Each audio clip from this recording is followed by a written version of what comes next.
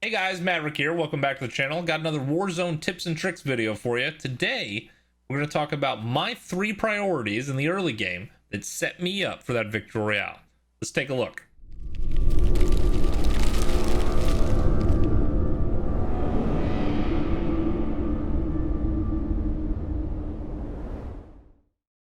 Alright, so you're looking to get that first victory in Warzone, or you're looking to brag to your buddies by throwing a few more W's in their faces, but you're having a little bit of trouble getting there. My guess is that the first problem people run into is they don't properly prioritize each sequence of the game in Warzone. And there are 3 distinct sequences. You have the early game, which is the time from the pregame lobby up to the end of the first circle. You've got the mid game, which is the end of the first circle until the gulag closes. And then you've got the end game, which is after gulag closed until you win the match. In each sequence, you should have different distinct priorities. And the purpose of these priorities is to put you in the best possible place to get the victory. So a lot of times I feel like everybody's focused on how do I play the final circle. The reality is that by the time you get to the final circle, it's pretty linear in how you're going to make your decisions. There's not a lot of options for you. The early game, you're a blank canvas. You can do whatever you want. And if you make really smart decisions there, it sets up the end game. So I think the early game is really a harder thing for people to get their head around. But it's really, really important. So let's talk a little bit about what are my 3 main priorities in the early game.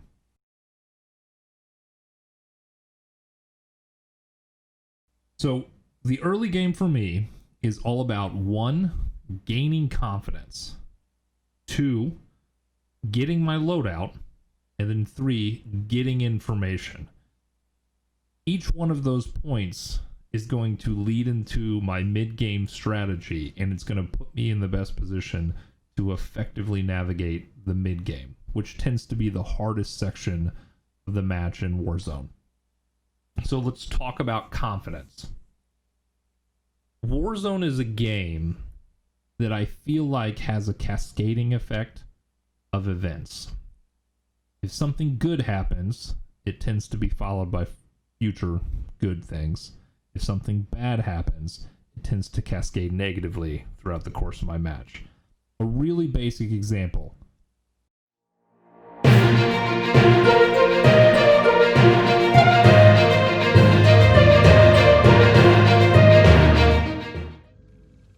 When you get a kill, you get to pick up money.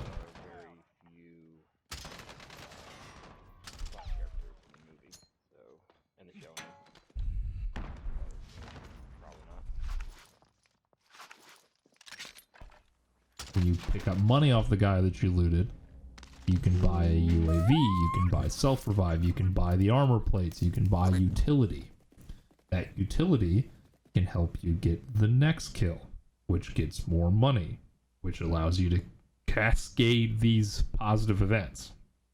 Now, from the opposite perspective, you get killed, you win your gulag, now you're coming into a match with only a pistol. Most of the spots are looted already. You're not sure where you should drop. If you'll find a gun, you're playing a little bit more panicked. You got to transition through the open to try and get a weapon.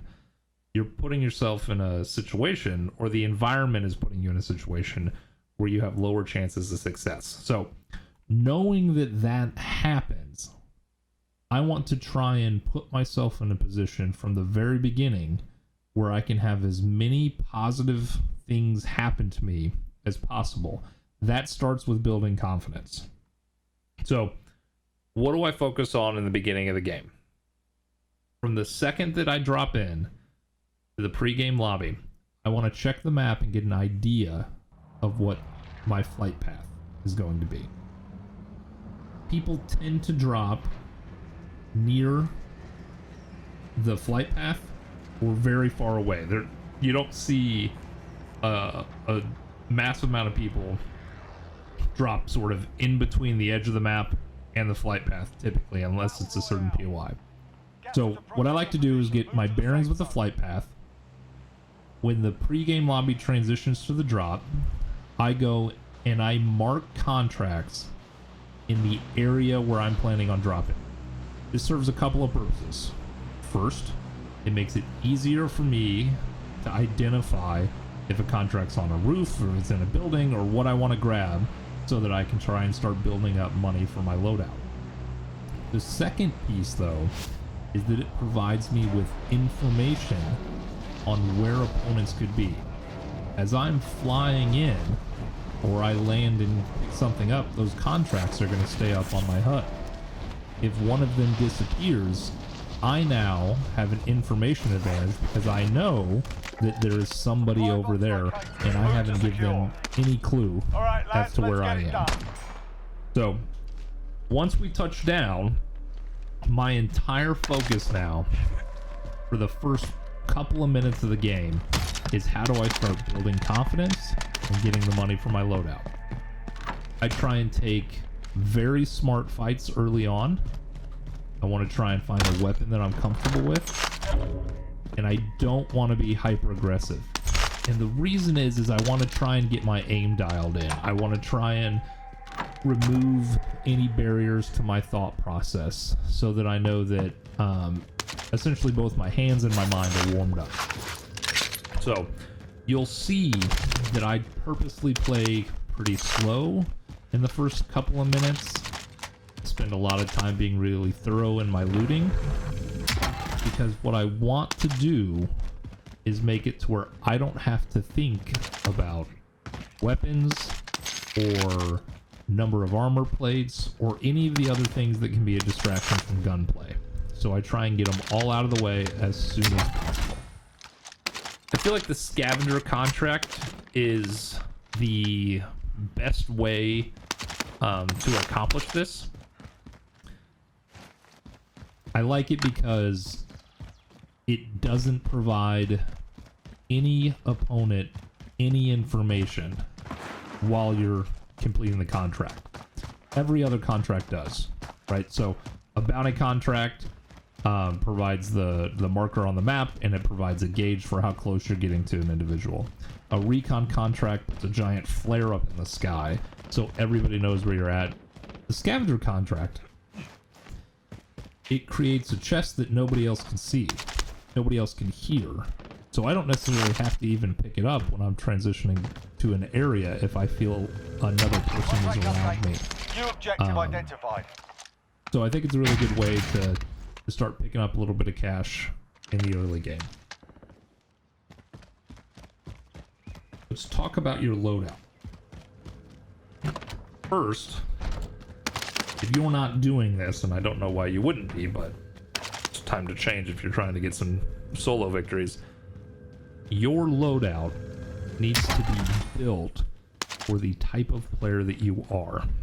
There are two different metrics that I base player type on. One is stylistic.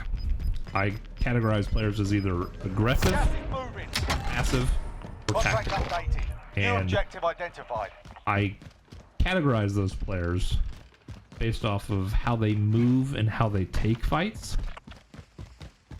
The next factor Got a vendor here if you need supplies. focuses on player type is where they have the most confidence from an engagement distance. Some people, fantastic snipers, but you get in their teeth with an SMG and they're not having any of it. I am a better long to medium range combat player than I am an up close run and gun player. So my loadout is built specifically for that style of play. Pardon the interruption. So here's my loadout, and it's catered to my skill set with a medium to long range distance. I like the AX-150 sniper rifle. It's just something I'm more comfortable with.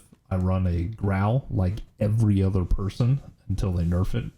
This is what I'll be running. Little C4 and heartbeat sensor.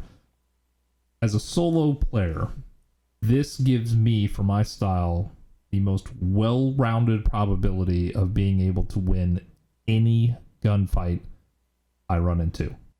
Back to your regularly scheduled broadcast. If it's important to you to get victories, you need to make sure that the loadout you're using is the best possible loadout for your style of play and your engagement preference. What the loadout's not just about having weapons that work with your style, right? That's important. Once I get my loadout, I no longer think about here if you need supplies. any of the loot or weapons that are on the ground. The only thing I care about is kill streaks. So what that does for a solo player is it removes a barrier to my focus or attention in the game. If the second I have my loadout, I know I don't need to worry about anything else that's dropped again. I'm never going to pick up another gun. So the faster you can get your loadout, the simpler your decision making is going to be. You'll frequently see me drop it on a building and climb up to it. It accomplishes two different things. First, I don't have any wasted time. Friendly The loadout time it's drop on taking the for way. me to move is the same as the time it's taking for the package to drop, so I'm not just standing in the open. Second, if I die, someone snipes me going for the loadout or something of that nature, my loadout is now on top of a building, which is where I naturally fly into. Top of buildings tend to be more protected, so I don't have to worry about somebody camping in a building right next to my loadout. If I fly in and see them on the roof, I know where they are. Nobody can use that package, so there's no chance of me losing it. I think it's important, if you're a solo player, for you to start thinking about small tactical changes you can make that increase incrementally your chance of survival. Once I have my loadout and I won a gunfight, I don't have to worry about guns, I've got a little bit of utility, you'll see that my confidence level is increasing significantly. At this point, what I'm focused on is trying to get as much information as I can for my upcoming rotation. Anybody That need this? information can take a couple of different approaches. One, I could just do contracts, just to try and find out where the next location is going to be. I can do bounties to figure out where people are. I'll frequently go and try and get on top of a building and watch when the loadout drops come in. I don't really care about my loadout, but if I see a significant amount of packages falling from the sky in a certain location, I know there are a lot of people over there. So it can help dictate my rotation and my movement. After I have my loadout, you want to Friendly really loadout focus drop on the getting way. as much information as you can to prepare you for the series of Ground to actual rotations that you're requesting going to have to flyover. attempt UAV to get entering deeper the AO. into the mid game. Gas is closing. Get to the new safe. All right, guys, there's Maverick's 3 priorities to help set you up for that perfect early game. If you focus on slowly building up confidence, getting your loadout, and then gathering as much information to prepare you for the mid-game sequence, don't worry about kills. Don't worry about where the next circle is going to be. Don't worry about what's the in-game POI. We'll get to all that in the next couple of videos. Just focus on getting some confidence, getting your loadout, and then gathering information to prepare for those next rotations. If you've enjoyed what you watched, please do me a favor, click like, subscribe. We've got another video coming out this week that's going to tackle the mid game, and we're going to help you get as many Warzone victories as you possibly can. Thanks for tuning in. To all my misfits out there that are already part of the family, take care.